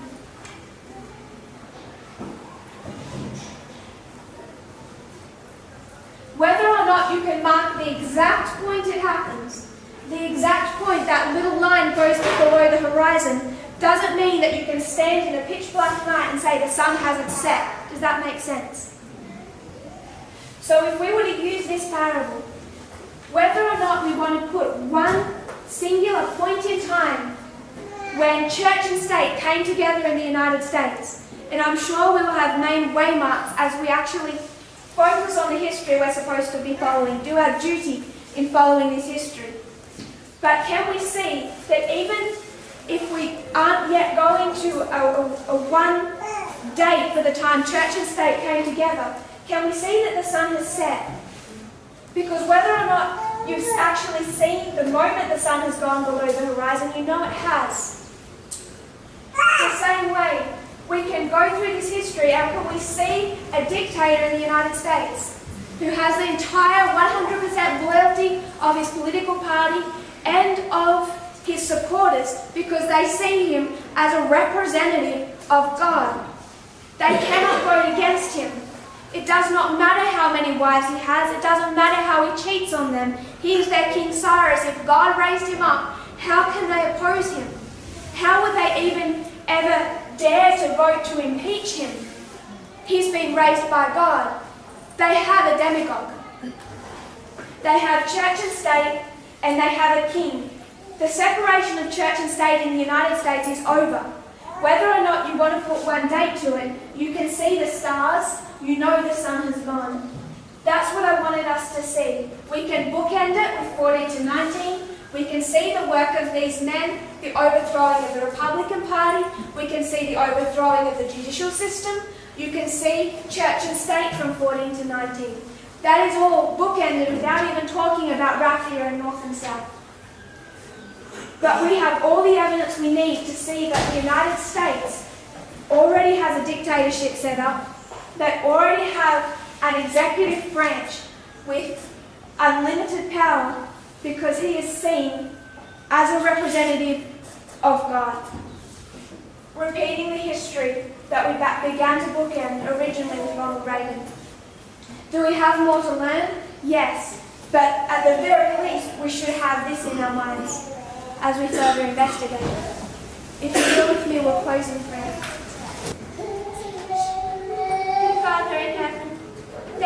our lessons. We look at what is happening in the United States. We look at the white nationalism. We look at the coming together of the evangelicals to persecute minorities. We look at Donald Trump and we see all of what you are not. Lord, thank you that we have such hope, such a message that does not just have light and power, as those who failed have, but we also have love, joy, peace, and light and power. I pray, Lord, that as we look at these things, that we will understand better your character, that this is not the way you understand morality, that this is not the way you implement morality. Lord, I pray that through the confusion of the sheer mass of external events and all the noise surrounding us, we can see the clear fulfillment of prophecy. Just as you showed us 40 months ago we would see, just as we expected to see the church and state, just as we expected to see the judicial system fall and America ready to speak as a dragon. Lord, we know that these are fulfillments of prophecy. I pray, Lord, that you'll give us greater clarity, not just on the future, but also to look back, to revisit these histories and see what we have missed. Lord, thank you for this camp meeting. We have been able to come together as brethren.